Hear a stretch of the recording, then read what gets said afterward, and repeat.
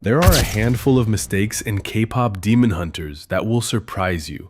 Silly little things that will make you wonder if the editors of the movie paid attention to details while making the film. From Mira's disappearing jewelry, to glitches in animation, down to careless continuity that not a lot of us caught up on. This is going to be fun to talk about. Like and subscribe because I'm about to let you in on these tiny mistakes you didn't notice. Let's start on the plane scene when Huntrix were going for their show.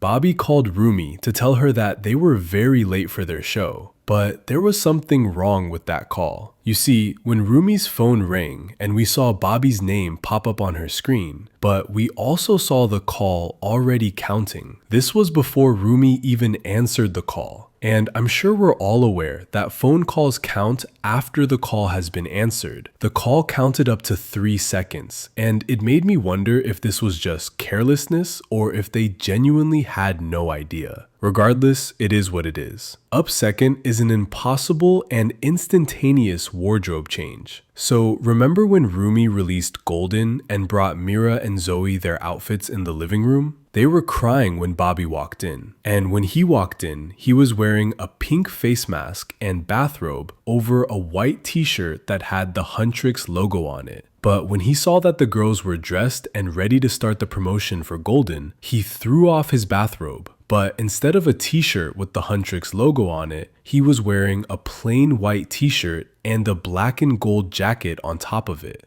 How? I mean, can someone seriously tell me how that happened? Or have we just all suddenly become magicians? And what's worse, his pink face mask had disappeared as well. The third mistake is a necklace on Jinu's neck. That doesn't sound like a mistake? Well, just hold your horses. The first time Rumi sees Jinu and the Saja boys, Jinu wasn't wearing any necklace. The only jewelry on his neck was that beautiful neckline of his. But when the Saja boys started performing Soda Pop in the market, Jinu suddenly had a shiny necklace on his neck. I mean, sure, it's a beautiful piece, but how did it get there? Did he take it from a fan? Did he steal it? Did he conjure it out of thin air the same way Huntrix conjure their weapons? The questions pile up. Up next, we have an oversight that was never explained. During the Idol Awards, after Demons took Zoe and Mira's places on stage alongside Rumi, they began singing the song Takedown. The problem here is that the Demons couldn't have known about Takedown. They couldn't have known the lyrics, the flow of the music,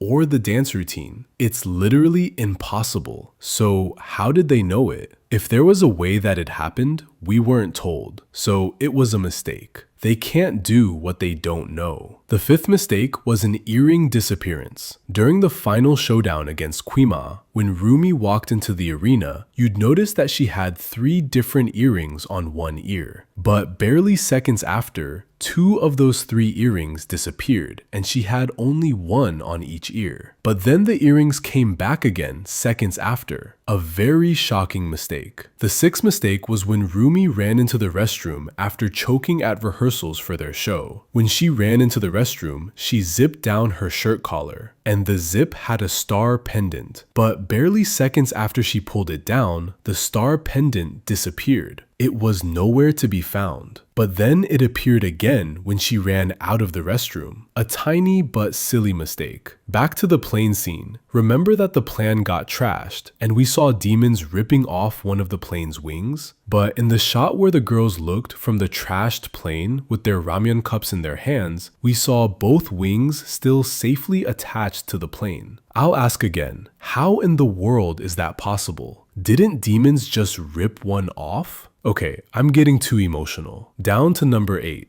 During the Idol Awards, when the girls were backstage waiting for their turn, Mira was throwing fists at a punching bag, and the punching bag had a picture of Abby Saja's abs. The picture was huge and covered almost the entire height of the punching bag. But when Bobby came to inform them that they were the ones to perform because the Saja boys are fighting, the picture of Abby Saja's abs was suddenly so small on the punching bag. A tiny continuity issue, but an issue nonetheless. The ninth mistake happened during the joint fan signing between Huntrix and the Saja boys. After the Saja boys received flowers and they got up to leave, Rumi was standing at the side clapping, and she had a huge earring on her right ear. She didn't have any earring on her left ear. Yeah, our girl is a fashionista, but within seconds, the earring disappeared from her right ear and appeared on her left ear, leaving her right ear empty. That's just sloppy if you ask me. Moving on to number 10. A glitch happened in the scene where Huntrix looked through the glass windows of their living room and saw many large holes in the Hunmoon. Rumi motivated them, and they were ready to get to work and write a banger diss track. But as they were all marching off, Mira's leg slid through the cushions. Yeah, you can go check it out. One leg went over the cushion, and the second phased through the kitchen completely. It was a hilarious mistake. Next up is a lack of continuity in Rumi's demon markings. In the beginning of the movie, we see Rumi as a child, somewhere between 6 and 7 years of age. She was at a red carpet event with Celine, and she wore a short-sleeve gown, but there were no demon markings on her arm. Later on, during a flashback, we saw her as a child again talking to Celine, and she had the marks on her arm. Celine cautioned her to keep it covered. Even in the picture of Huntrix on Healer Han's wall, Rumi wore a short-sleeve top, and there were no demon markings on her. Despite them telling us that she always refused to follow her teammates to the bathhouse because she didn't want to expose her marks. It's just inconsistent details in the storyline and visuals. At number 12, we have another continuity issue.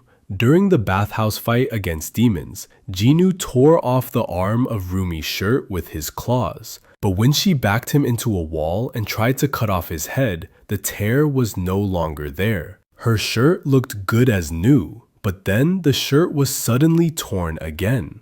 The 13th mistake was a fan wearing a Guima t-shirt. I mean, that isn't possible because humans don't know of demons, let alone the king of demons. So how the hell does a fan know Guima and have his t-shirt, if not a silly mistake? The 14th mistake is my absolute favorite. During the performance of Soda Pop by the Saja Boys, there was a mistake in the drawing of their dance steps. It was just as the performance was wrapping up. We saw their legs wiggling like jelly in the wind, and that was just poor animation. And finally, at the beginning of the movie, during Zoe's backstory, we saw her writing lyrics, and one of her lyric books has the word demon on it. Sure, we didn't see it clearly, but it is understandable because we saw the full book later on in the movie when she showed Rumi all her lyric books, and it was really the word demon. But why was she writing demons on her books in school when she didn't know about demons until later? Anyways, that's all for today. Leave a comment and I'll see you in the next video. Bye.